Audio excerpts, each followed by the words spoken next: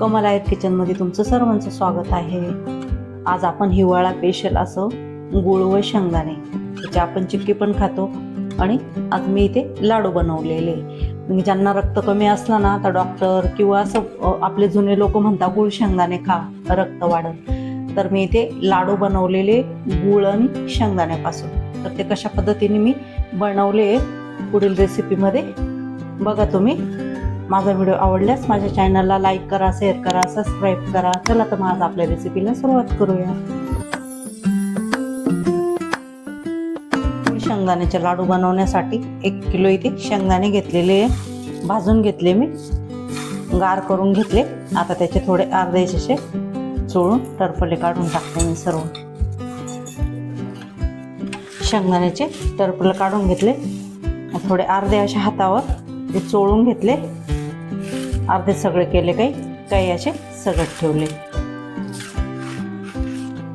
आपल्याला 1 किलो शेंगदाण्याचे लाडू बनवण्यासाठी मी इथे 750 ग्राम एवढा गुळ घेतलेला आहे, म्हणजे 3 पावशेर, 250 ग्राम कमी 1 किलोला। आता आपण त्याचा पाक बनवून घेऊ। गॅसवर कढई ठेवली, जाड बुडाची कढई घेतली मी। आता कढईमध्ये काही पण नाहीये, फक्त आपण आता आधी गुळ टाकून घेतो त्याच्यामध्ये।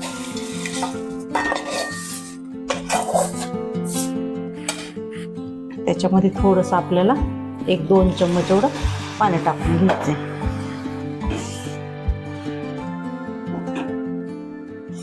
गुळ पूर्ण वितळून गेला, त्याच्यातला पूर्ण गुळ वितळला आहे।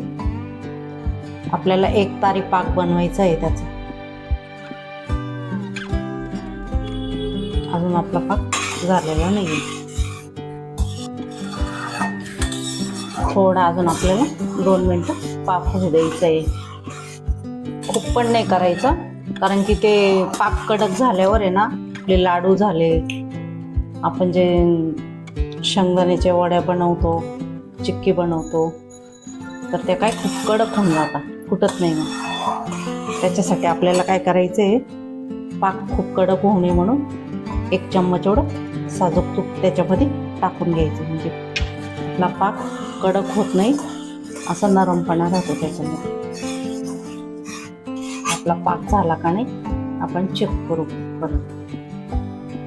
एका प्लेटमध्ये पाणी घेतलं, थोडंसं पाण्यामध्ये पाक टाकून पाहिला, छान अशी गोळी होती। आता गॅस बंद करू। शेंगदाणे मोठे पसरट भांड्यामध्ये टाकून देते। आपण पाक त्या शेंगदाण्यामध्ये टाकून देऊ।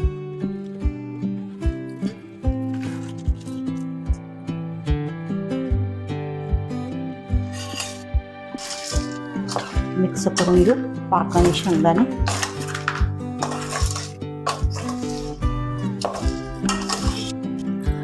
गरम गरम मी पटपट वळून घेतले लाडू, अशा पद्धतीने छोटे मोठे जसे पाहिजे तसे।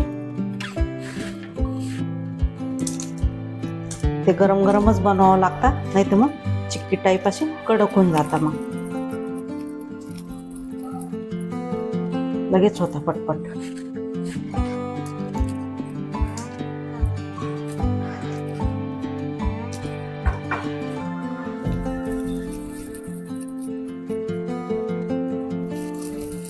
आपण तूप टाकलेले आहे ना, 1 चम्मच भर तूप टाकलेलं आहे, साजूक तूप, त्याच्यामुळे आपला पाक काय झाला, लवकर कडक नाही झाला। जर थोडंसं तुम्हाला लाडू वळायला जर थोडंसं असं वाटायला लागलं की वळत नाहीये, चिकटतोय हाताला, तर थोडंसं असं एकच बोट असं थोडंसं पाणी लावायचं नॉर्मल, म्हणजे काय होतं हाताला चिपकत नाही, ते लगेच आपल्याला लाडू असा वळवता येतो, आकार पण छान येतो त्याचा। सर्व लाडू मी इथे वळून घेतलं। आपला पाक जर गार झाला, लाडू जर वळत नसले ना, तर थोडं नॉर्मल असं गरम करायचं, म्हणजे पाक वितळतो आणि लाडू परत आपल्याला पुन्हा पटपट अशी वळवता येतात। आजची रेसिपी आपली पूर्ण झाली। माझी रेसिपी कशी वाटली तुम्ही मला कमेंटमध्ये सांगा। माझा व्हिडिओ आवडल्यास माझ्या चॅनलला लाईक करा, शेअर करा, सबस्क्राईब करा। धन्यवाद।